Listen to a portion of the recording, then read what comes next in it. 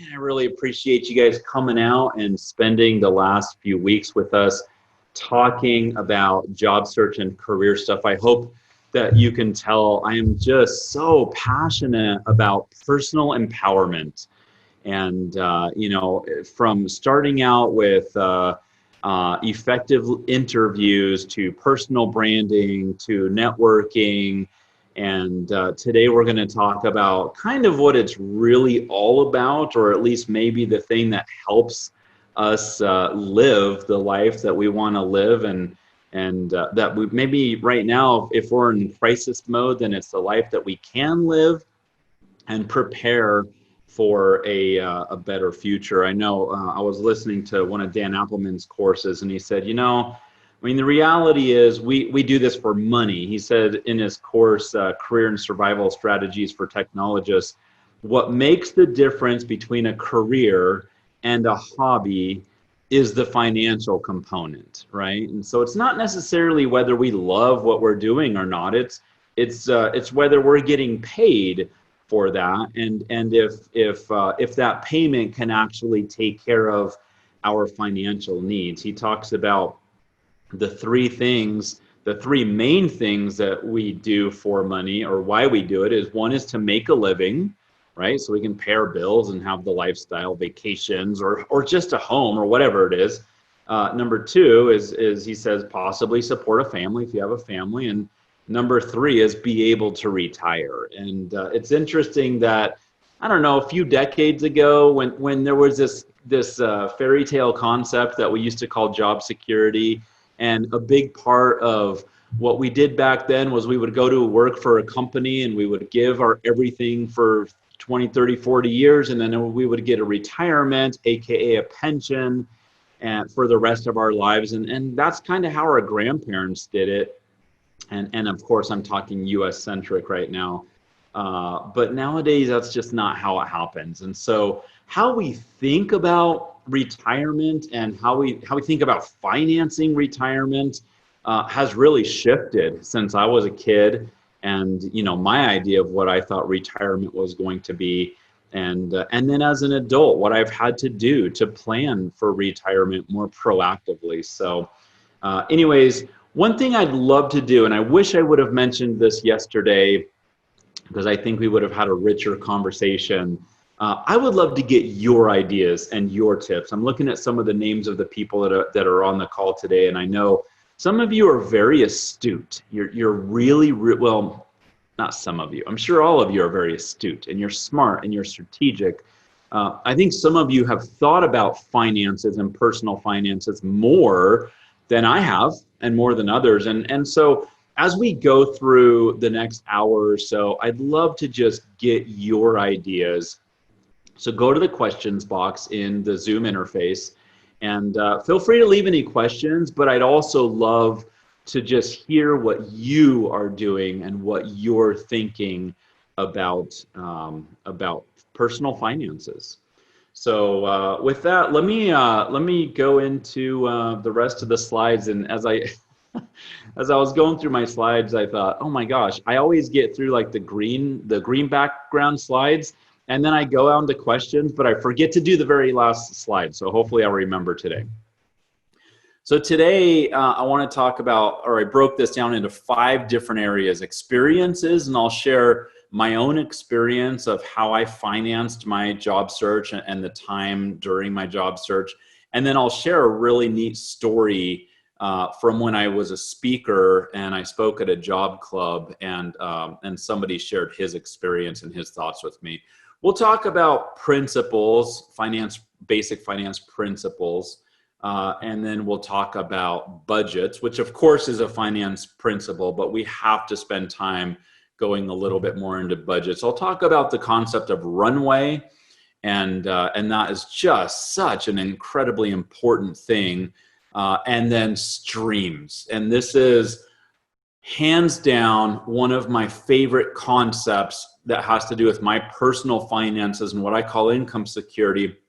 And I'll actually read parts of a blog post that I wrote the last time that I got laid off. And I want to contrast it with the first time that I got laid off, because it was night and day, and it had everything to do with streams. So as you know, you can get the slides and links and stuff like that at jibberjobber.com/PS. I'm a little, I have a few more things that I have to post, but pretty soon I'll have all the slides and all the links and stuff posted there.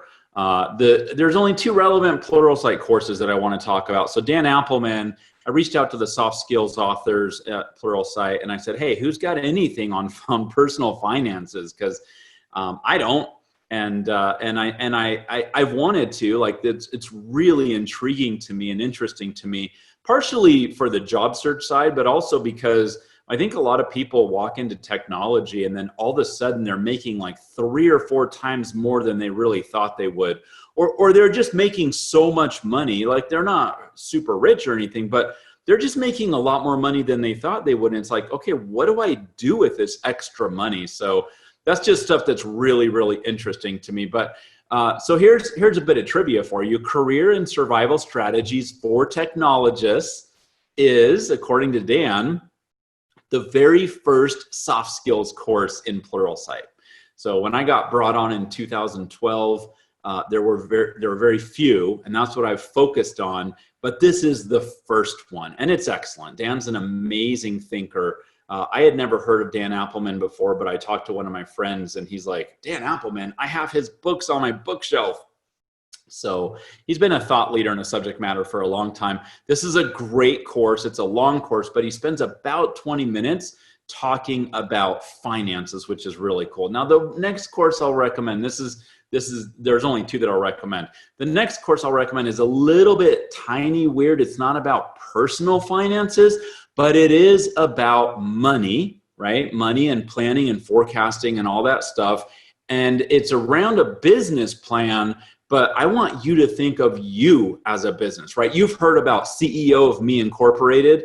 This is where you get to play CFO, right? So you get to be the person, you get to be the controller, which is where's all my money going, and have an accounting of that. And you get to be the finance officer, which means how am I going to finance this stuff? Like where are we going to be in the future, and how are we going to manage all this stuff? And so this isn't necessarily a course on personal finance, but if you go into it with that mindset where you are your own business and you're the CEO and the CFO, this is a course that can help you understand some ideas from a finance professional. So I met Devin Thorpe a number of years ago when he was CFO of a really, really big organization.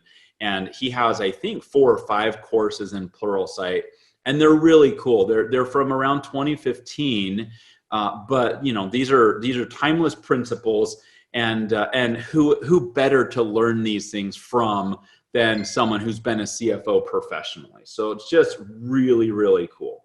So let's jump into experiences. So I've been pretty open since 2006 about my journey. And my journey has been around job search. It's been around entrepreneurship. I've talked about the path to becoming a professional speaker. And I've talked about the principles of networking and branding and all of these things, and how all of the stuff that you do in a job search really apply to the rest of your career. And it applies to helping you have that quote unquote income security rather than job security, and hopefully have a good quality of life.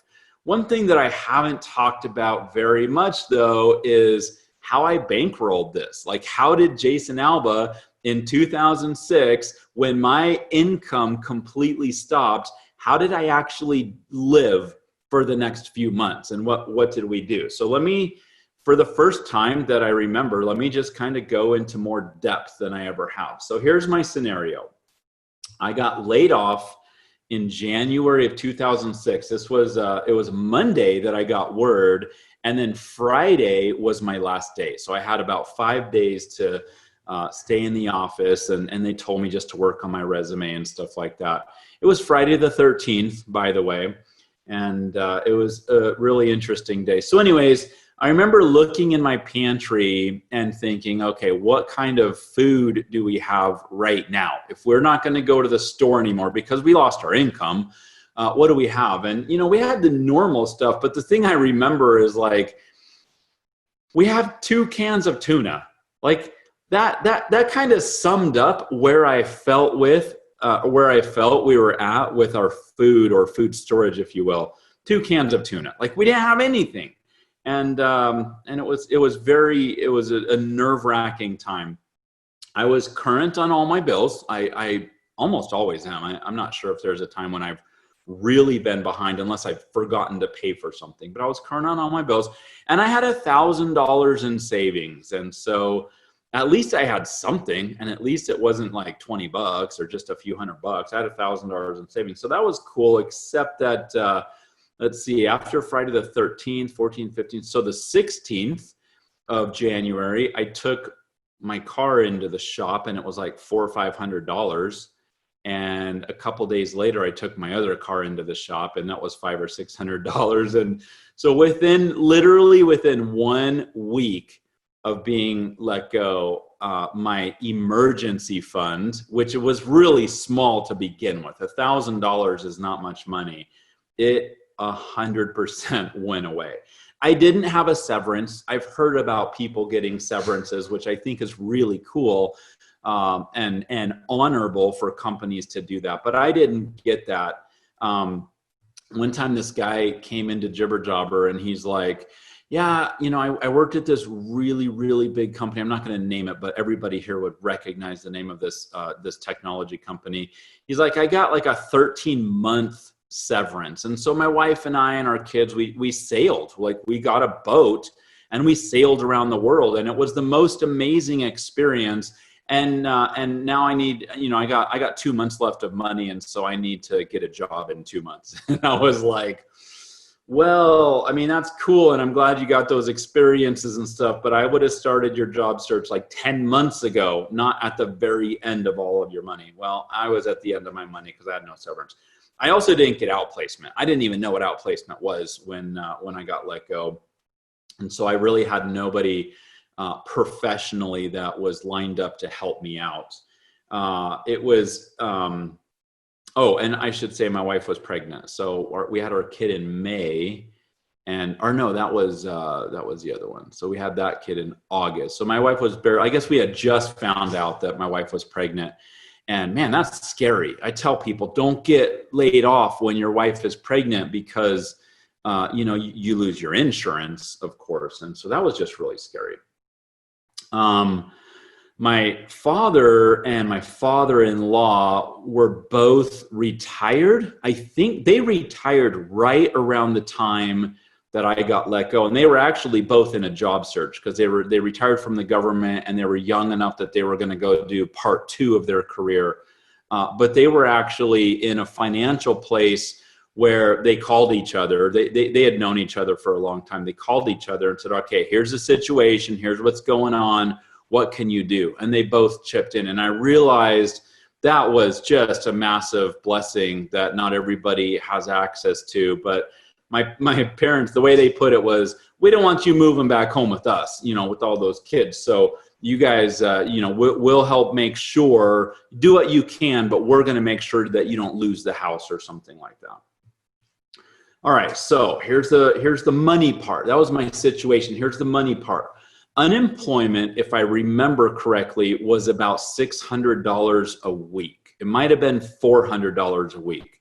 It was not a lot of money. I know people right now with the unemployment rate, with the pandemic, they're talking about how you make more money being on unemployment than you do going to work. And I mean, that might be true if you didn't make much money to begin with, but for anybody in a professional role, I want to tell you right now, do not count on unemployment being a cushy experience. It's not fun. It's not much money. There was no way that we could have done our bills just on unemployment. We had to subsidize in other ways. And so, so we had a little bit of money coming in, and I'm not going to knock it. It wasn't horrible, but it wasn't enough to replace what we needed to live on. at least the way that we were living. We got on healthcare from our state. And, this is stuff, I did not get my MBA and a technology degree and have all the jobs, the titles that I had so that I could be on welfare. This was actually a major blow to my ego. But you get to the point where it's like, okay, look, I'm not that guy, whatever that means. Like, I didn't want to abuse or take advantage of the system, but at the same time, the system's there for a reason, okay? And so what I needed to do, I needed to learn, and this was a hard lesson, I just had to humble myself. I had to get over myself and figure out, you know what? There are safety nets in place, and I need to be okay to tap into those. And was it embarrassing to do that? Yeah, absolutely. But at the same time, I had a family and I had obligations, and I'd been paying into the system, so that was kind of the mental game that I had to play, where I had to be okay with it. And so anyways, we got on healthcare, and the biggest concern, because we were a fairly healthy family, but the biggest concern we had was a childbirth coming up. And so we actually sat down, and they're like, well, you have no income, but you have assets because you have these 2 cars that we didn't own them completely. And then you have this house, which of course hardly anybody owns their house, but they're like, you have equity in your house. And so because of that, we're not going to give you health insurance. And so we sat down with one of the counselors there, and they're like, actually, you can buy your way out of equity, which is something I'd never heard of. I actually have never seen anybody write this up. But the reason why I share this is because sometimes you're going to hear no's. You're going to hear people say, no, you can't do that. You don't get that. And when we sat down with the counselor, they're like, yeah, it's an absolute hard no, but here's a loophole. Here's an exception. And I'm not saying that you need to go look for exceptions and loopholes, but they're there, right? And so find the right people who can help you. I guess a better way to put it is to navigate the system. Okay, so I want you to figure out how to navigate the system. Again, this is emergency mode. This is crisis mode, where you need to figure out how to live while you're trying to get back on your feet. So that's one of the things that we were able to do. We actually had to cut a check for a couple $1,000s to, I think it was called buying down our assets or something like that. And then just writing that check was like, okay, now they don't have any assets. And then we were able to qualify for the health insurance. We were in a church where we sat down with the church leader, and he said, here's a slip of paper, go to the food bank and get everything you need. And we're like, yeah, we don't need anything right now. And he said, take all the money you have and save that for your bills, because I don't want to pay your bills, but I do have access to get you fed. And there was tons of food. And he said, we have a lot of food and not very many people are taking it, which I'm not sure I believe. I didn't really believe it back then, but I think it was his way to help us get over our ego. Once again, I'm thinking about how do I get through financially? And these are some of the things that we did. Again, my father and father-in-law helped us with the bill. Their main priority was to make sure that we didn't lose our house and that we didn't get any of our utilities shut down or cars impounded or anything like that. We actually had some friends or family. I don't know who it was, but they gifted us money, whether they left it in our mailbox or somehow got it to us. And it wasn't a lot of money. It wasn't thousands of dollars. It was hundreds of dollars. The funny part is somebody gave us hundreds of dollars of gift cards for the grocery store. And I thought, well, we actually are getting our groceries through this church program. But hey, I'm not going to turn down hundreds of dollars. I mean, it was cool. It was weird. And it was hard to get money from friends. And I hope, as I'm sharing these experiences with you, I hope that I don't sound like a braggart, okay? That is not my purpose at all. I just want to tell the honest story of how we financially made it through. The reason why I want to talk about the gifts from the friends is because the money, and some people gave us clothes, and some people gave us like some food, just stuff like that. none of that stuff was stuff that was a do or die. Like none of that stuff was going to make us or break us. But what happened was, as people came and they gave, it really touched our hearts. And for me personally, it gave me a little sense that I wasn't alone, and I felt alone. It was a very, very lonely time in my life, and having somebody come drop by $50 gift card or a gas card or something like that, I could have paid my gas, but just knowing that somebody would take that out of their own budget and share that with us was such a lifesaver. And my wife learned, my wife and I like to be on the giving end, although before this experience, I was really quite stingy. Okay, I'll admit that. I'm way less now than I was back then, but I was really stingy. And my wife and I, we like to be more on the giving end and never were really on the receiving end. And one of the big lessons that we learned, and she continues to talk about this, is you have to figure out how to say yes. Like people are going to say, what can I do to help you? Do you want some of this? Do you want some of that? I have extra this. And it was really hard for her at first, but she was like, yes, we'll take that. And so there is a humbling factor in making this work, especially with others around you that are willing and interested in helping you financially or with food or whatever. The thing that I wrote down here is I want you to give. I invite you, if you're in a position or if you're in a job search now, when you land, figure out how you can help others. And this is not a waste of time or money. And sometimes the money won't matter as much as them just knowing that you are there to give. I want you to figure out how to become more charitable. And this is, like I said, I was way more stingy before this experience and after. All right, so this carried us through from January to March or April. And during March or April, that's when I decided I was going to move forward on an entrepreneurial journey. I was still looking for a job. I still thought I was going to be some executive in a corner office. But I started thinking, well, maybe I should start my own thing. And so I started, I came up with the idea for Jibber Jobber, and I had this business plan. And I mentioned, I think yesterday, that my whole goal was I just wanted to make $100 a month. Like my pie in the sky was to make a lot more than $100 a month, but like realistically, I could probably make $100 a month. And so the next round of funding happened. And this went from how do I go from funding Jason, the job seeker, the unemployed guy, to how do I fund Jason, the entrepreneur, and this business venture? And so if you've ever looked into funding options, what people talk about are the 4 F's of funding. And the 4 F's are friends. Hey, do you want to invest in my company? Family, fools who have money, and your 401k. And we did not go to friends, and I didn't approach any fools. I don't even know who that would have been. But I did approach my father-in-law and my dad, who again were in a position to say, yeah, okay, I remember my dad saying, I don't understand what you're talking about with this Jibber Jobber thing. I don't get it. I don't understand the market. And my dad was a government guy. He wasn't an entrepreneur.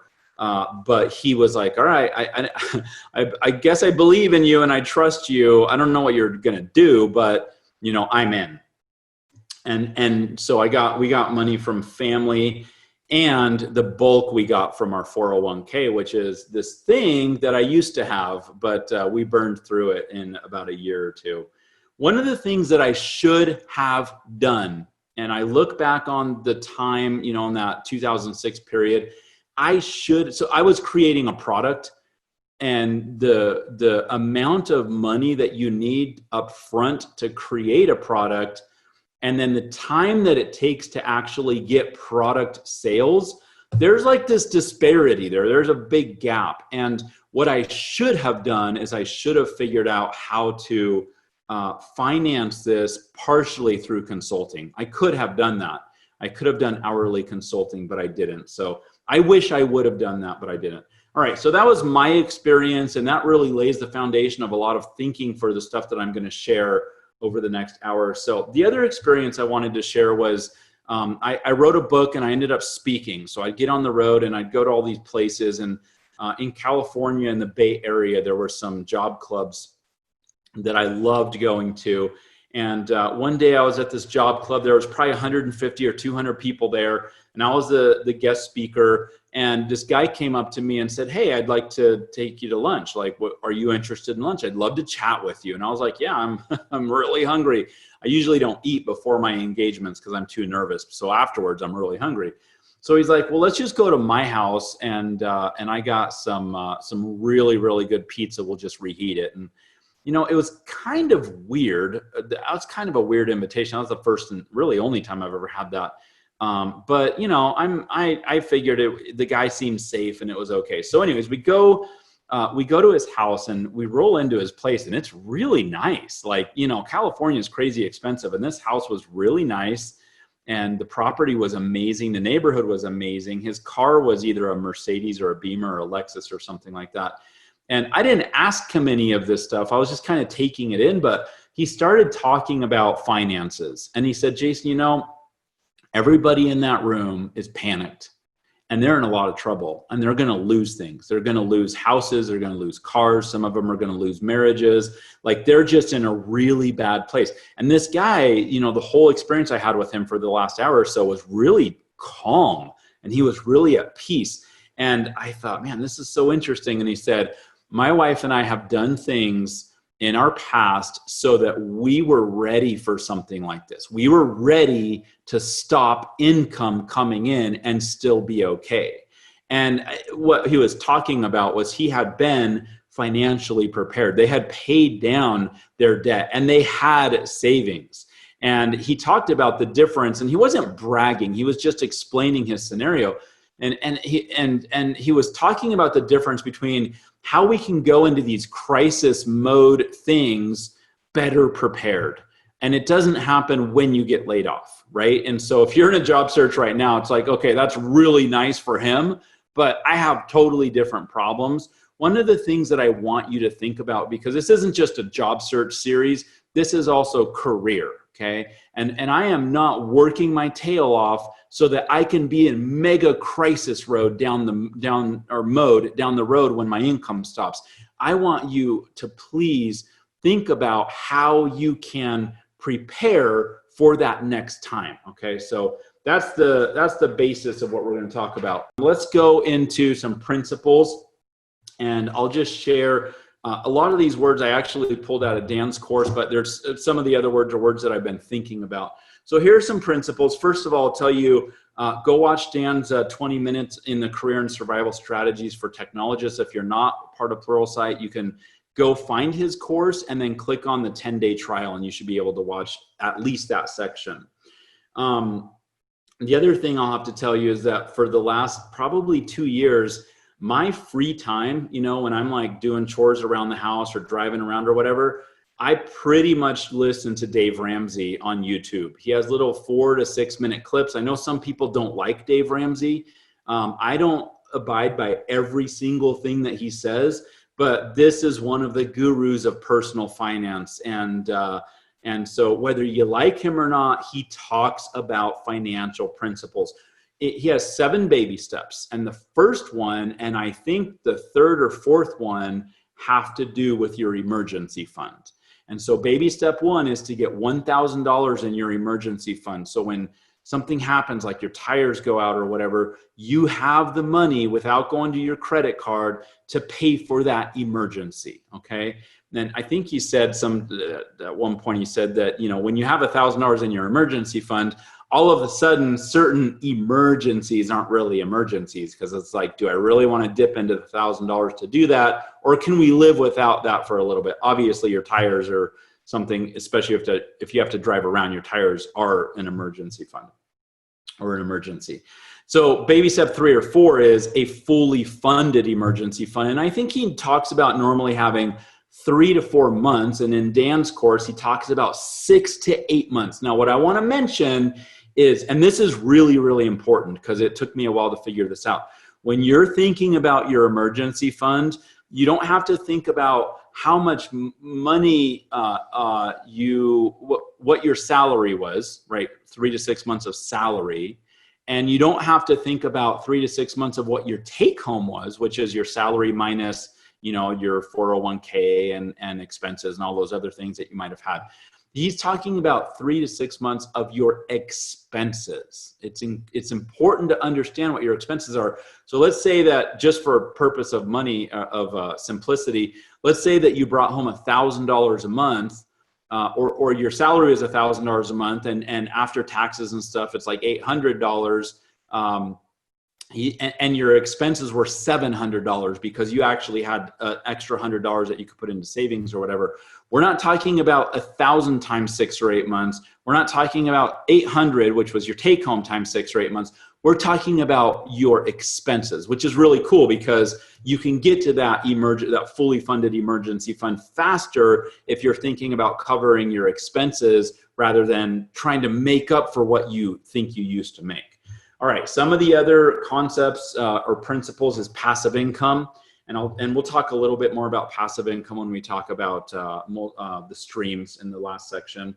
Dan talks about your net worth, and he talks about, it was interesting because I was watching this course this morning and I thought, okay, well, how does this apply? Like, why is this interesting for job seekers who are feeling like they're drowning? Why is a conversation about net worth interesting? And anyways, in his 20-minute spiel when he's doing all his finance stuff, he's talking about really understanding where you're at and where you need to be when you retire. And net worth is a really important principle that you need to understand. It's not just the cash flow that you have coming in and the expenses that you have going out, but what's your net worth? And that's going to have an impact on the quality of life that you have moving forward. He talks about how to make sure that you're working on and increasing your network and net worth. And so that's a principle that you need to think about with your personal finances. He calls it the true financial portrait of your career. And he said he's been tracking it since, I think, 4 years out of school. He wishes that he had been tracking it for longer. So that might be something that you want to think about, is sit down today and maybe every 6 months or every 12 months, do a net worth analysis to figure out if you're moving in the right direction. Cash flow, which was really critical. I remember in the MBA program, one of the questions was, what's more important, profit or cash flow? And I'm thinking, well, of course, profit. You have to be profitable. And then the professor talked about all these situations where organizations tanked because they didn't have cash flow. They had profit. They were profitably selling things. But for example, their cash flow was like 90 days out or 180 days out. And while they were profitable on paper, the money just wasn't coming in, but the expenses were going out, and it created a very unhealthy situation. And we have to understand the power of cash flow in our personal life or business, right? If we're CO Me Incorporated. There's a lot of healthy talk about credit cards, and Dan talks about, if you make this purchase, then you're going to be paying it off in this period of time at the minimum payment, and you're going to pay this much in interest. And the story he tells is not as bad as the reality that I've seen. Credit cards can be really, really dangerous. He talks about having financial goals, doing cost-benefit analysis of his example is, should I get an MBA? So that was pretty cool. And then he talks a little bit about investing, and investments is something that I've been really, really interested in. Of course, you're talking about time value of money and compounding interest and stuff like that. But one of the quotes that I pulled out from Dan's course is, the very best investment is investing in yourself. And this goes on to continual learning, as well as networking and branding to help people understand what your investment in yourself is or was or has been or something like that. When going back to Dave Ramsey, he calls his university the Financial Peace University. And I don't focus on the idea of financial peace. I focus on getting out of debt and creating investments and all that stuff. But really, when you think about this whole thing, as we are strategic about our money and our numbers, we can create peace in the finance part of our world. And I think that is just so powerful. Like the guy in California who was like, look, we've been preparing for something like this. And he was at peace. Was he having fun? He was having a lot more fun than other people who were in the job search. But that's what I want you to think about. I want you to think about how you can create over your life, financial peace. I know some people, they get into panic mode during the job search, then they land their job and they go back into all their old ways of managing their money, and they never are going to have financial peace because they are one email away from another financial crisis. And so I invite you to be really strategic about how you think about your finances as a job seeker, but also outside of your job search for when you're done. All right, so let's jump over to budgets. And there's a few thoughts that I have, and then I can see some comments in here. Hopefully Alyssa will remove them once I'm done with them, because there's a lot of comments in here. But I wanna go into your comments about your budget. So one of the most important things that you need to do is be honest. You have to be honest with your budgets. If there's something in there that you are underrepresenting, that can throw off your entire budget. It'll mess you up, okay? So you have to really figure out what your real expenses are. And one of the ways that you can do that is, come up with your budget. My first step is to just write everything out and see what I have for real, like in my mind, what I know I'm spending. And then the next step is to go into my credit card account and my bank account and reconcile. Like I go through 1 or 2 or 3 months and I say, okay, here's what we really are paying for eating out. Here's what we really are paying for this utility or for that or whatever. That's where the numbers are not going to lie, right? What are the actuals that you're paying out?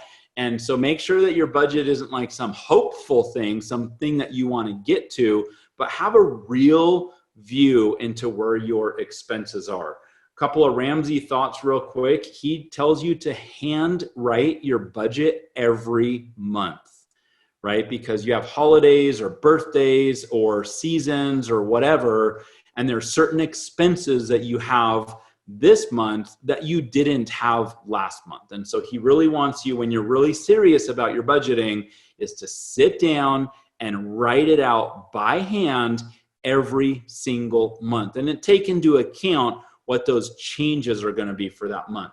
The other thing that I thought was really interesting is that he says you don't really understand your budget and you don't have an accurate budget for about 3 months. So the first month you're going to be off, and the second month you're going to be off, and the third month you're going to be off. But doing this exercise, eventually you're going to get to the point where you're like, oh, our budget's actually accurate, right? And so nobody here on this call wants to be in a job search for the next 3 months, although some of us will, some of you will. But what I want to do is instill this idea that this budget is not something we do just for our job search. This is something that we need to do for the rest of our career, maybe the rest of our lives. All right, so when we're talking about budgets, there's 2 different costs that I consider. One is the fixed cost. So I can go in and put my mortgage, and my mortgage stays the same month to month. Every year it gets readjusted based on property taxes. If you have rent, generally that's going to stay the same for a year, right? So you should be able to go in. I have utilities that are on level pay. You should be able to go in and say, okay, I know that these certain things are this amount per month, no matter what I do. So those are your fixed costs.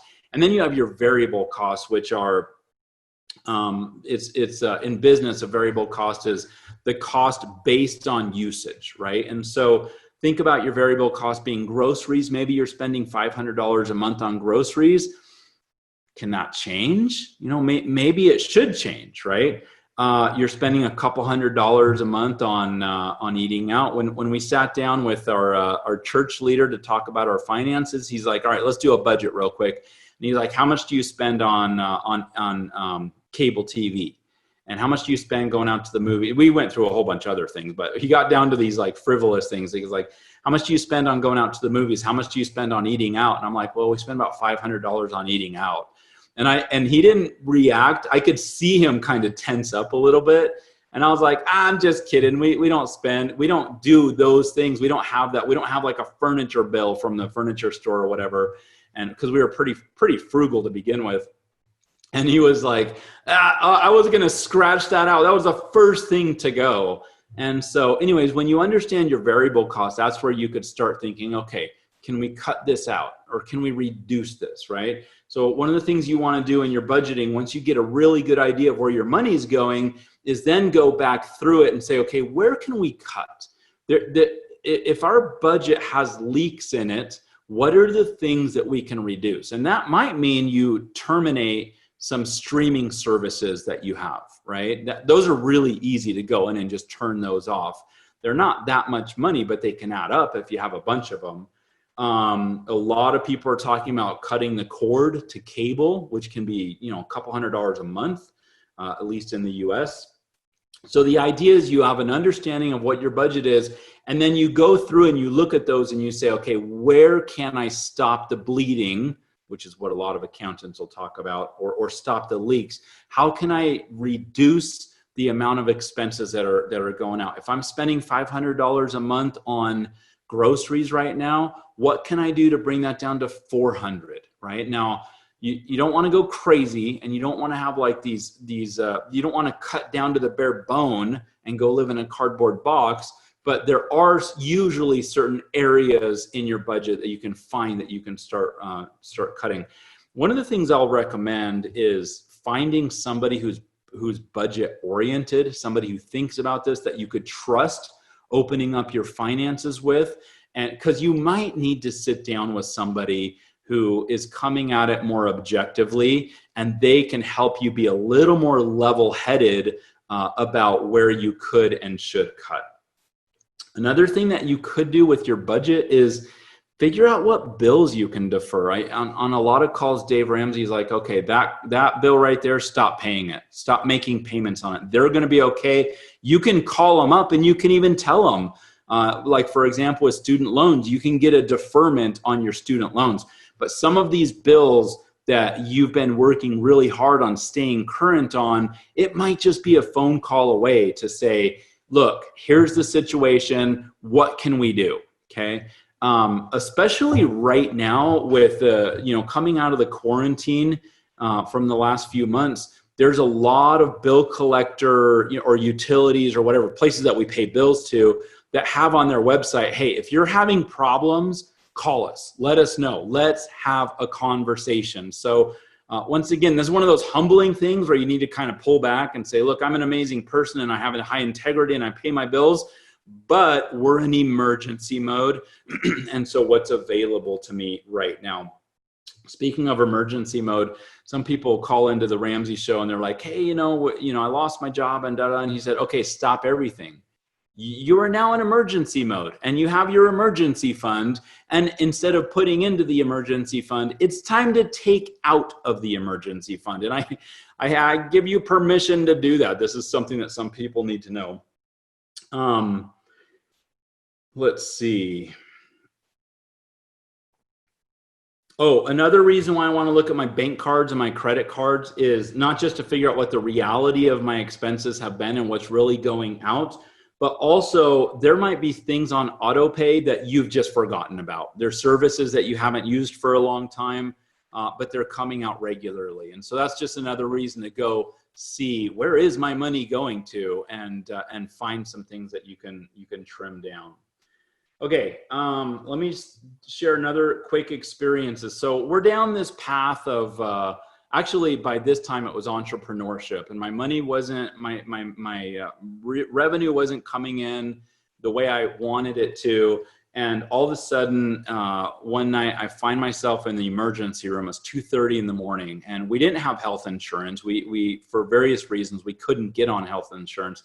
This was even after the Affordable Care Act, and we couldn't get on it. It was just an impossible situation. And so here I am in the emergency room thinking that I'm going to die. Like I literally thought, okay, this is it. I'm done. And so the next day I wake up and I woke up out of emergency surgery. They removed my gallbladder And I remember I asked my wife, like, hey, how much is this going to cost? And so anyways, long story short, we get a bill from the hospital, which was around $27,000. I know people in certain countries outside of the US are like, that's crazy. And it is crazy. But here's something that I never knew. And this is how we lived, how we managed our finances. We actually sat down with the various vendors, I'll call them vendors. These are the healthcare providers. And we said, hey, we're self-pay. Do you have a program for self-pay, or do you have any discounts for self-pay? By this time, my wife and I had gotten over our ego a long time ago, right? So it doesn't hurt to ask a question. So we sit down and we get our hospital bill reduced by 60%. Every other provider had a 50% discount for self-pay, except for the anesthesiologist. They did a 10%. It was very interesting to me, and I can talk for hours about healthcare issues and stuff like that, and solutions and ideas. But it was interesting to me that all we needed to do was get on the phone or go meet in person and say, hey, do you have a discount for self-pay? There's no shame in that, right? But my invitation to you is to ask. Just ask the question, okay? All right, let me jump over real quick to, oh, I'm not seeing it. There was a question, there was a comment about having two budgets. I think it was from Chuck. Oh, here it is. Chuck says, I have learned to do two types of budget plans. One, trying to hold 6 months of cash to keep everything in place. And two, relocation cash in case you have to move to get a career. Your thoughts? Hey, if you can have cash, the 6 months, right? That's your emergency fund. Maybe the 6 months is part of your relocation. And I'll tell you what, my dad worked for the government. We moved every 3 or 4 years and the government paid for it. And we had per diem and we were in hotels for 90 days and we ate out at restaurants under the per diem plan. But when you move yourself, you don't do the per diem thing, right? Like you do it on the cheap and you figure out. So relocating is expensive, but it doesn't have to be as expensive as what a corporation would have paid for you or the government would pay for you. So yeah, I mean, Chuck, my thoughts are great, man. Start squirreling away that money. And for anybody here that is like, I can't get 6 months of emergency fund. You know what? Baby step number one is not 6 months or 3 months. It is $1,000. That's not even 1 month for a lot of us, right? So just start at the beginning and take that first step. All right, so that's the talk on budgeting. Please create a budget and think about doing a budget every month. This is not just a job search thing. This is a how we manage our finances thing. All right, the next topic real quick is on Runway. So my first experience with Runway, or the term Runway, was when I sat down with venture capitalists, and venture capitalists have their own funny language. Like they just use all these really weird terms that everybody in their world uses, but nobody in the real world uses. But Runway was one of them. And so the question was, and I transfer this over to the job seeker, what's your runway? How much runway or time do you have before your money runs out? Okay, so this includes anything that you have saved, as well as any of the money that you have coming in, like unemployment insurance or severance or something like that, as well as any money that you may have access to, like money that you can get from, we're not funding a product or an entrepreneurial business, but we could still think about the 4 Fs, right? Friends, family, fools, 401k. So what I've learned is that you have to understand your runway. You have to have an honest conversation with yourself as a CFO to say, okay, here's what my monthly expenses are. Here's the money that I have or the money that's coming in, which means I can actually do the next 2 months. I know how I'm going to pay for the next 2 months. I don't know how I'm going to pay for anything after that, but I know I have the next 2 months. And that, I think that helps give us a peace of mind, even though 2 months is going to come really, really fast, but at least we know the hard numbers, okay? Imagine if you crunched your numbers and you realized that your runway was 12 months. Like, what an awesome job preparing that you've done, right? So here's my question to you. How can you extend your runway? How can you change your runway? And so there's two sides to that. One is on the expenses side. So here's a couple of thoughts. What expenses can you defer? Like I talked about a little bit earlier, who can you call and say, look, here's where I'm at. Can I get a 3 to 6 month deferment or something like that? And a lot of organizations actually are okay with that. You know, they especially if you have good credit and you're a member in good standing, you've always paid on time. And, you know, there's this economic situation in the whole world. And then you have your personal situation. I think there's a lot of companies out there right now that are going to be more relaxed on it. And it might be worth it for you to say, here's my situation. What can you do? What's your policy? What can we do together? The other one to extend your runway is to cancel and cut expenses. This is where you say, you know what? I don't need cable TV right now. I don't need this and this and this and this and this expense. Recently, my wife and I went through our budget, and it's like we have kids in music lessons, and we have a violin payment and all these other things. And it's like, these are not things that are critical to making sure that we can stay in our home. Okay, so even if you just cut a few $100s of expenses a month, that might help you extend your runway and make sure that you're paying for the things that you need to pay for. Dave Ramsey talks about the 4 walls. When you're in mega crisis mode, you have to take care of the 4 walls, which includes your living place and the utilities, to not let those utilities get cut off. And I think another thing is your transportation. I don't remember what all the 4 walls are, but those are some of the things. And then what are the things that you can reduce? Maybe you need to break your lease. Maybe it's time to put your house on the market. You know, you've been talking about it for a long time, but maybe it really is time to either downsize so you can decrease the amount of expenses that you've had going out, or you can tap into equity. You can sell, if you have a house that's paid off, you can sell your house, and now you have equity that you can live off of. And this, again, is not necessarily a retirement plan, but it's a way to extend your runway. Okay, that's on the expenses side. On the plus side, or the income side, is how can you create revenue? I wrote this book. Let me see if I can get it off. It's part of my tripod. All right. So I have this book that when I went to speak on career management, people got really excited about. It's called 51 Alternatives to a Real Job. I'm not going to recommend it. I actually don't have many left, and I'm not printing new ones. But you can go find lists and lists of ways to make extra money. I want you to think about how you can create extra money, whether it's $100 a month, which is what I thought I was going to do with Jibber Jobber, or it's a few $1,000s a month. The issue that I had to get over was, okay, I went to college, I got my MBA, I had my career, I have business cards, like I'm a regular professional, and this is the path that I'm on. And then now it's like, wait a minute, I'm supposed to actually go do something on the side to make $500 a month? Like, does that even make sense, right? I actually read about on Facebook from a friend of mine who sells plasma for like $400 a month. And I don't like needles, so I'm not going to do that. But you know what? $400 a month, that's $5,000 in a year. That's not bad. Okay. I'm not suggesting that you sell plasma. I think that's a very personal choice that you have to make with various things.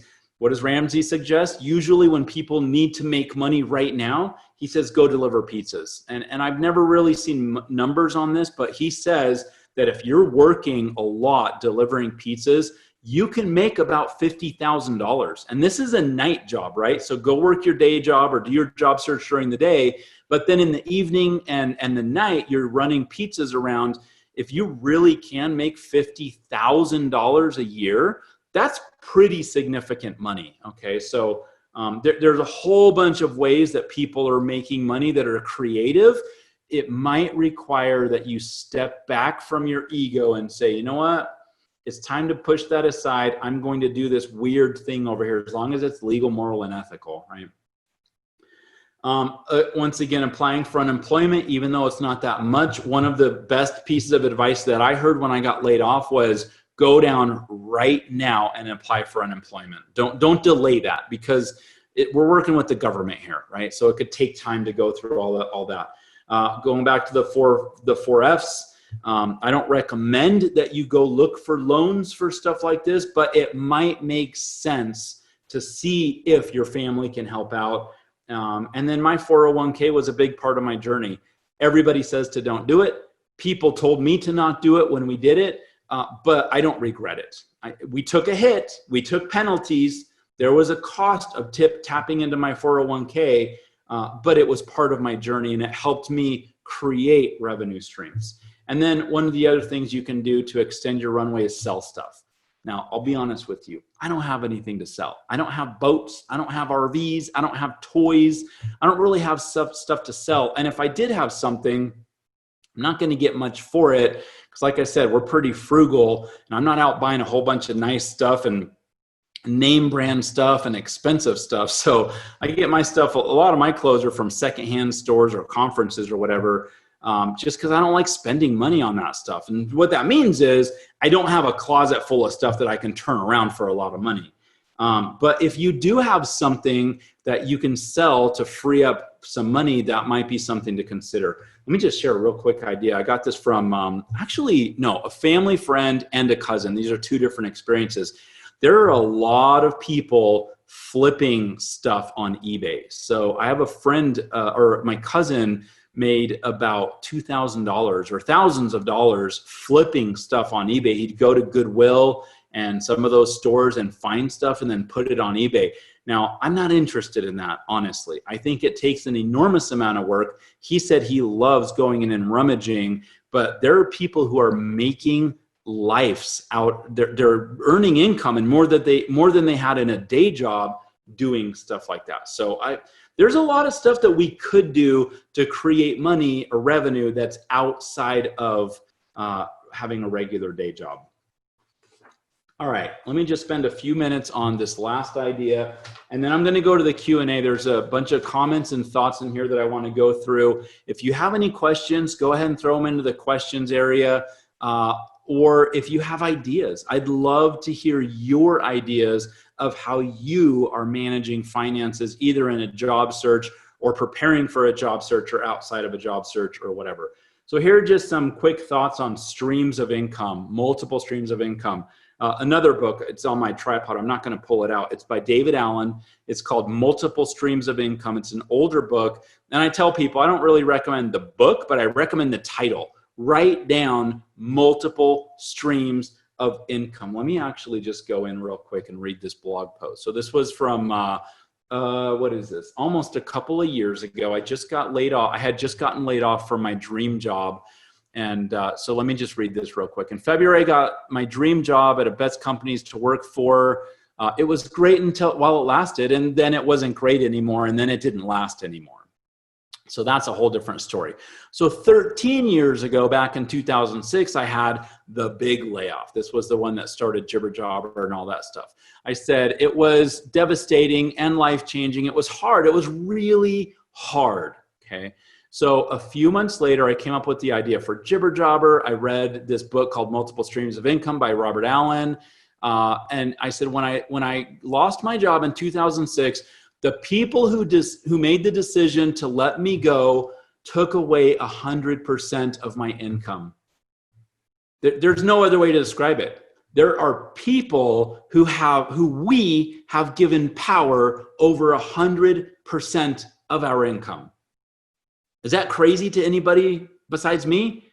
Why are we empowering people who have issues? All humans have issues. Why are we giving anybody power over 100% of our income? Mind-boggling.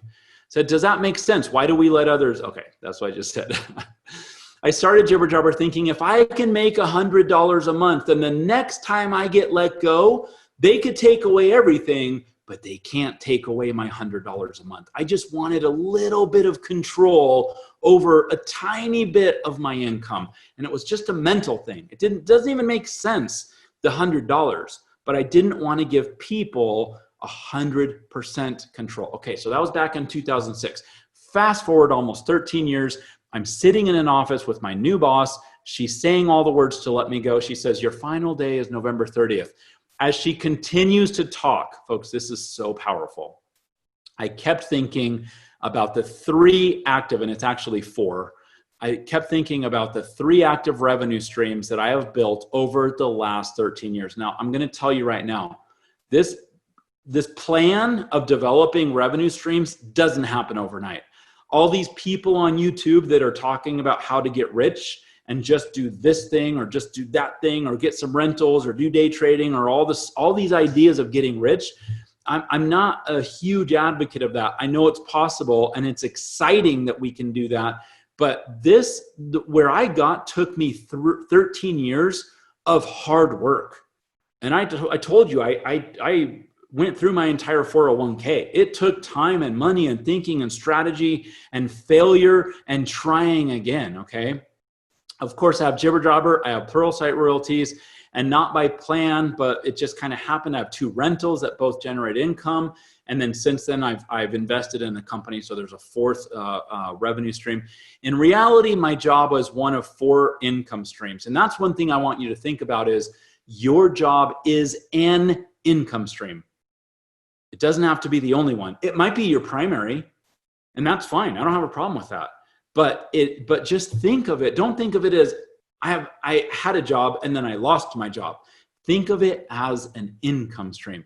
I tell you this story because the contrast between 2006 and 2018 was huge.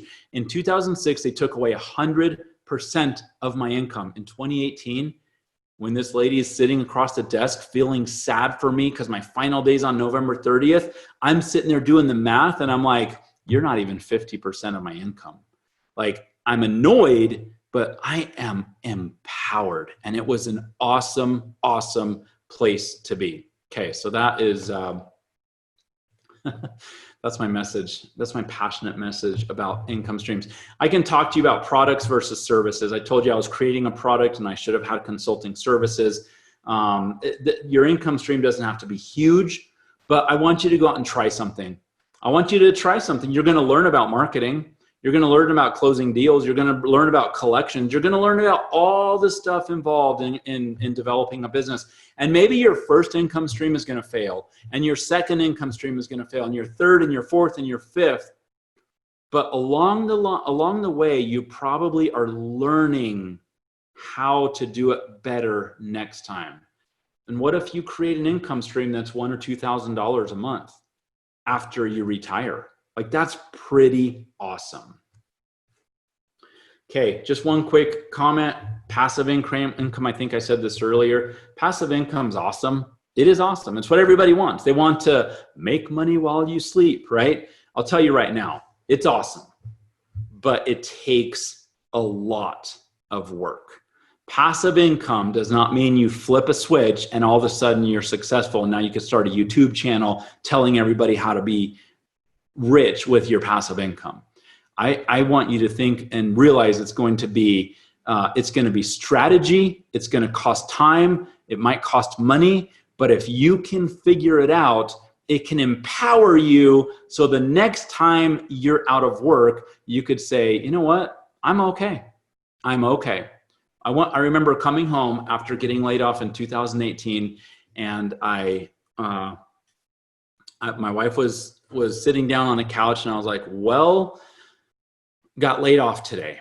And she's like, what? And she kind of goes into panic mode.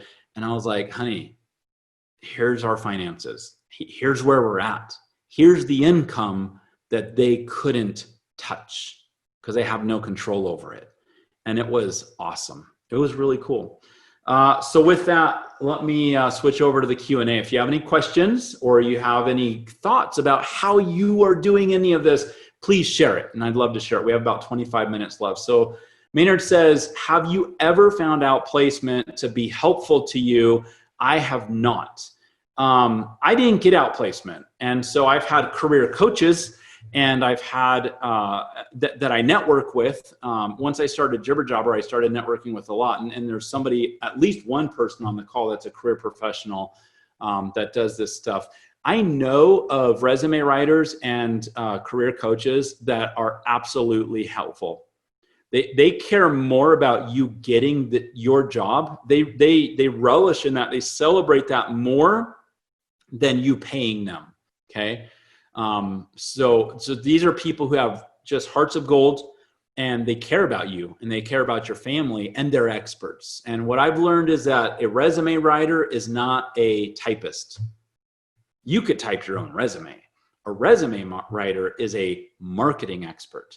They are there to help you market yourself with the marketing asset called a resume and cover letters and all that stuff. The reason I was not getting into job interviews was because of my resume. And a professional resume writer, I mean, my resume was great. I had everybody say, oh, this is so amazing. And there weren't typos and there weren't grammar problems. I was a great typist for my resume, but it was not an effective tool for me. And a real career expert within minutes should have been able to pick that out. But I didn't think I had the money for that. So is outplacement helpful? You know, what I hear about outplacement is that it's cookie cutter. It's one size fits nobody is what they say. But I sure would have loved to have had access to outplacement when I got let go before I knew any of the stuff that I know now. So thanks for the question. If you want, shoot me an email, jason@jibberjobber.com, and I can give you some recommendations for some career resources that I think are really helpful. Drew says, Jason, I have a background in sales, retail marketing, radio, and entertainment. Been working at more than one thing in order to keep the money coming in. Good for you, Drew. But now considering doing something that I can do both remotely, good time to go remote, and also be able to work at longer as I get older. I had a neighbor a house ago when I lived in another neighborhood, and he was, gosh, he must have been, I think he was 80. And every month he made like $2,000 or $3,000 from doing this. It had something to do with data. I don't know what it was, but he like processed some reports for a client. And he's like late 70s or early 80s, and he's making a couple $1,000s a month doing computer stuff, right? So, man, and he loved it. Like he loved having something to do. It didn't take him much time, but he provided a value. So good job thinking that way, Drew. I think it's fun to think about that. Have been attending webinars with General Assembly, which is an education thing for programming and other skills, and see some potential with both digital marketing and data analytics. What should I consider as I ponder my next move will be? Here's how I would approach that. There are so many exciting things happening in the world with technology, and a lot of people, being at the top, like one of the best jobs you can have, I think, or the message I'm hearing is programming, right? So programmers are kind of towards the top of this totem pole, but there's a lot of other skills that go into helping programmers be successful. Project management, product management, social media marketing, anything to do with data or big data or visualization of data or anything like that. I can't tell you what the right thing is for you, Drew, because I don't know you. And I don't know if you want to be in a back room crunching numbers and doing SQL and stuff like that, or if you're artistic and you understand how to visualize data and make it beautiful. Like, I don't know if you want to work on the social media marketing side, but what I do know is there are a lot of amazing opportunities that complement the high-tech world. You don't have to be technical to benefit and grab onto this high-tech wave. There's a lot of exciting opportunities. So anyways, that's what I'd recommend. I'd love to learn more about you. Reach out to me, jason@jibberjobber.com, and understand more of what you like and what you tend to gravitate towards. But there are a lot of neat opportunities. I'm much more of an entrepreneur now than I am a corporate person. So if I were you, if I were in your shoes, I would think about how can I provide a service to companies that will pay money for this. For example, I sat down with a PR professional early in Jibber Jobber, and she said, we were at lunch, and she said, Jason, when you have $10,000 a month to spend on PR, let's talk. And I was like, I know there is crazy margin in that $10,000 a month, right? And so there are organizations out there that need they need value from people who are experienced and can bring that value. And so if it were me, instead of getting a job for $5,000 or $10,000 a month, I would start to think, how can I get clients for $2,000 to $5,000 a month?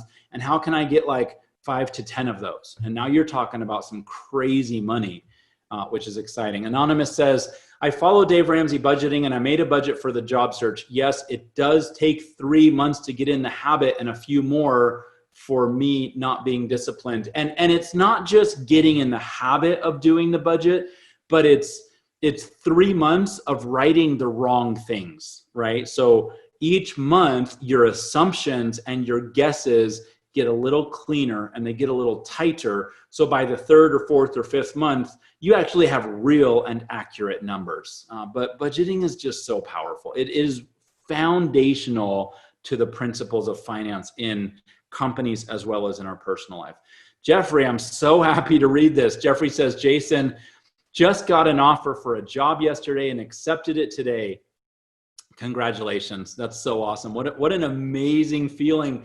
I remember when I was in my job search, my analogy was I lived in I lived in a house where we had a pool when I was little, and I'd go down to the 8-foot part and I'd swim up and my lungs are bursting and I could almost touch the air. I was really close to the top, but there's that just fraction of a second before you get there where your lungs are bursting and you're like, I don't think I'm going to make it, right? And I know that as a job seeker, a lot of times we feel like we're right there and we can see the surface and our lungs are bursting and it's like, it's panicky. And I understand that. So congratulations. So Jeffrey says, sorry, how best do I keep up my career building while I take this contract? Do I keep my job search going indefinitely? Where you're at is you are afraid. And I still am too. I do things today. It's been since 2006, so 14 years. I still do certain things today that come out of fear from having lost 100% of my income. And I'm not going to say that's bad. It drives me to do certain things. But that's where I'm reading this question from. Yesterday, we talked about how to onboard yourself, and a lot of onboarding yourself has to do with the career management. I talked about making sure that you're continuing with your personal brand, making sure that you're continuing with your networking. Even there's certain things you do as a job seeker that you need to do after your job search, or as I say, in between job searches, right? I talked about a friend who got monster emails that had email alerts of job openings. And he just wanted to stay up with like who's hiring and what are the job titles and what are the descriptions and what are the salaries looking like. So I would absolutely say you are always in job search mode. Like when you're a job seeker, you're 110%, but otherwise maybe you're only 10 or 20%, but you're still doing stuff. It's what I call career management. And yesterday I said the first 2 principles of career management are networking and branding. The third, which I just figured out in the last year or 2, is multiple streams of income. So Jeffrey, my invitation to you is I want you to strategically network, not as a desperate job seeker, but as a peer or a colleague. I want you to purposefully and strategically work on your brand. In the 6 series or the 6 session series for what we're doing right now, I talk about all this stuff. Keep doing it. Maybe not as much, right? But you're still doing this stuff. Nathaniel says, Jason, I was temporarily laid off for my automotive technician job. I was just getting comfortable in the position and starting to move out of the imposter syndrome period. I started in that position in November last year. How can I increase my financial streams when I can't find work? Now, I don't know what automotive technician means, but I do, like, if you're open to being entrepreneurial at all, I would think about doing some kind of mobile automotive technician. Okay, so not working for a company, but working for yourself if you have the tools. But could you go to a company that has, hundreds of cars in the parking lot and say, hey, can I pass my flyer out? I do things like oil changes. I don't even know if that's realistic, but I do things. I can do certain types of maintenance or fixing or whatever here while you're at work. And it's really easy it's awesome for someone to not have to leave their office, right? So that's one thing I would say. I would look for, anybody who's in the services space, like automotive technician, I know there's work out there, and you might have to be really creative about it. But there are people that aren't doing their own automotive technician stuff there. So I don't know. I'd have to know or learn more about you, Nathaniel. But I'll tell you right now, my 19-year-old, he's working again. He's done this over the years off and on with a friend. He's working again on doing auto detailing. And do you know how much money you can make detailing a car? If anybody here is paid to get a car detailed, then you know. But if you can, and this is mobile, so grab some supplies and equipment and then just go out and start detailing cars. There's this principle that I love, and this wasn't really on my list of things to talk about, but I'll talk about it real quick. So I have a friend who had like 20 chickens. I don't know how many chickens he had, but he had a lot. He had around 20. And we were talking, and he sold eggs. The kid sold eggs. And I was talking to my friend, the dad, who is an accountant of all professions. And I'm like, how much money do you make on eggs? And he's like, nothing. It's zero. Because between, the environment and the bedding and the food and all the equipment that we bought, we're not going to pay this off for a long time. But my kid goes out and he does the eggs and he sells them, and it's his own little business, and we let him keep the money, and that's cool. Well, I was talking to another friend of mine who's a master gardener, really a real master gardener, grew up on a peach farm, and we were talking one day, and he said, hey, the best fertilizer, because we had just thrown in some peach trees, the best fertilizer is chicken poop. And I was like, oh, that's interesting. And then I started thinking, what if this kid, because he was like 14 at the time, what if this kid were to create a chicken fertilizer company, and if he came to my house and he sold me little bags of chicken fertilizer, I would absolutely buy that twice a year, however often I'm supposed to fertilize my peach trees. I would totally buy that. And so anyways, long story short, the concept I'm getting at is, what are byproducts of selling or providing one service? Okay, so another example, I've been telling my kids for years to go clean window wells. We live in a place where there's basements. So you have your window that's underground, and there's a window well, and these are dirty, like weeds and stuff falls in them, and nobody wants to get in their window well. And I said, go around to houses and tell them you'll clean out a window well for $5 a pop. So let's say a house has 4 window wells, they'll make $20. Well, this is really cool. Remember, we're talking about byproducts, okay? So what if you go into that house and you say, hey, by the way, I can wash your windows while I'm down here. It's only $3 extra per window. You've just made an extra $12 on your $20 job, right? You're more than double, you're not doubled, but you're 150 something percent. And then you can start to do things like, hey, and by the way, this is really rusty and yucky and dirty. I'll wash the actual well part of your window, like the metal part that goes around, and why not paint it, right? And maybe I have a friend who put really bright, shiny white rock on the bottom of his window well, which increased the light that came into his basement, right? So now we're going from a $20 job to what could be a $100 or a $200 job. I want you to think about not just the product or service that you're good at, but what are byproducts now that you already are in the customer and you develop trust and they like your work and they like your quality and they trust you, you might be able to develop more revenue streams. The other one I thought about with the window wells is, why not measure and go find a window well cover company that you can buy window well covers at wholesale, and now your $200 job became a $250 or a $300 job, right? So that's one of the things, Nathaniel, I'd have to sit down and chat with you. And I'd love to learn more about what you're doing and what you can do and what you're interested in. But there are a lot of ideas and opportunities out there. Drew says, did the same thing with an operation I had, paid $3,000 down, was 21 grand total, and was able to write the rest off. It was at the point where I only owed 2 grand. Folks, ask the question. Just ask them. Say, hey, you know what? Here's the bill. Here's what we can do. Dave Ramsey, if you look up on YouTube, Dave Ramsey Collections, there's a lot of conversations how Dave Ramsey talks you through the language to talk you what you owe way down. And we're not trying to be unethical, and we're not trying to cheat anybody, but basically these companies are looking at this saying, okay, $21,000, you're going to file bankruptcy, or you're just not going to pay it, or whatever. At least we're going to get $5,000 out of you, and that's good enough for us. Okay, so it's business. It's just how business is done. I'm not telling you to go out and be stingy with everywhere where you can, but there are circumstances and there are organizations that are like, we would much rather take $5,000 than nothing. So let's do it.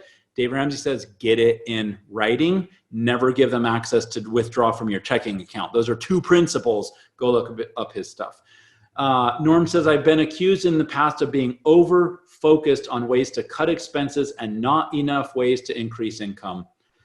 I've been on this journey of cutting expenses and increasing income for a long time.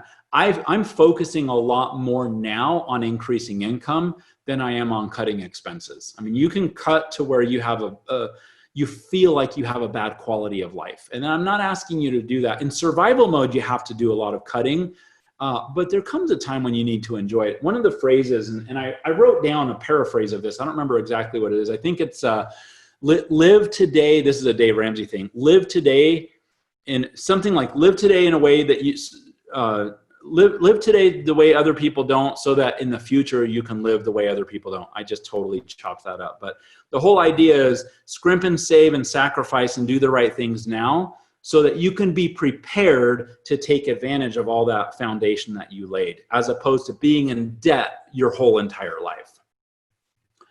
David says, can you apply for unemployment when you have severance? That is a state question. So I would reach out to your state. If nothing else, I think what I had to do was wait for all of my, I didn't get severance, but I had some paycheck coming in, which is kind of like severance. I had to wait for that to completely end. I had to have an end date. So go call up your state unemployment office and find out when you can actually do it. But the message is do it right away. Do it as soon as you can. Anat says, idea, create a web page as your resume. Use a free service like Wix that already has a bunch of templates. Absolutely. That's something we actually talked about in the personal branding section. I'll take that one step further. For all those people who are like, create a web page, you lost me at that. I definitely recommend that. I mean, I think it's great to own your own domain, your name as your domain, and keep that forever. It's really inexpensive. It's like $10 a year or something. But if nothing else, you can point it at, if you don't want to create your own website, just point it at your LinkedIn profile. We talked about that in the personal branding session. Anat says, idea, save money by reading all the books you mentioned, like Bragg, through the library. This book was available for me to read online for free through the Los Angeles library. Also available in hard copy, but much easier for me to read online. You know what? There are so many ways that we can take, hey, I bought this thing for full price. There's so many ways to get it for less than full price. Whether you go to half price books, you buy something used on Amazon, you borrow it from a friend, you get it at the library. So sometimes we feel like, we're successful if we can afford all these things. And I don't know, there's this concept behind The Millionaire Next Door. That was actually a book. The millionaire next door is somebody who doesn't go out and spend all their money on stuff. They're just normal people that are okay borrowing their neighbor's lawnmower. Could they afford a lawnmower? Yes. But if they could borrow one and it's no hassle, why spend the money on buying your own lawnmower that you need to maintain, et cetera, et cetera? I'm not telling you guys to be cheap, but I do want to be smart and strategic about our finances. Anne says, thank you for sharing such a personal story. It means more then you can know. I appreciate that, Anne. I debated. As I was preparing for today, I had a list of stuff I wanted to talk about. And then I thought, you know what? I have to lead with my own experience. And I don't like to do that very often. I don't like to talk about my finances. But I remember I've always wanted to know how other people did it. Like, really, you really went to your dad? You really went to your father-in-law? Like, that was an embarrassing and hard phone call. You really did what everybody says to not do and drained your 401k. Don't you know how stupid that was? Because it cost you thousands of dollars to get all that money out. Well, yeah, I really did. And I had to, so I know it's not the smartest thing in the world to do, but man, life is messy. And I think it's through our stories and sharing our stories and experiences that we can kind of help people know, look, you're not an idiot. Even though everybody on the internet says, don't do this, sometimes there's exceptions and we have to do that. Norman says, resumes have to be customized for each job. You can't use a website and give it to potential employers. We actually talked about that in the personal branding course. I think it's okay to have a general resume, but what I talked about on your LinkedIn profile specifically is you can have attachments like Word documents. So I would have really my LinkedIn is kind of my general resume. It's not really a resume, but let it kind of serve that general messaging. But then I would have a product manager resume and a project manager resume and a general manager resume. And those would all be very customized. Okay, Norm says, reminder, let's talk about a session to focus on strategies for older job hunters. I can help. Let's do it together. Yeah, I'm sorry. I got your email a couple of weeks ago and I've just been buried on some stuff. But yes, absolutely. I think it's outside of the scope of this webinar series, but let's do it, Norm. So I will get back to you on that and I'd love to do that. Folks, I'm seeing a lot of thank yous coming through and I sincerely appreciate that. When Pluralsight approached me a number of weeks ago about doing this, I felt honored that they would even ask me. They said this was casual. I wouldn't have to prepare much. Let's just have fun conversations based on my ideas and my opinions. And you have shared that with me and let me share my ideas and opinions. I really, really appreciate you coming, spending time, and I wish you well. If you need help, if you want help, please reach out to me. I'm jason@jibberjobber.com. And I'd love to help you in any way that I can. So with that, we're going to call it good for this series and we'll see you online.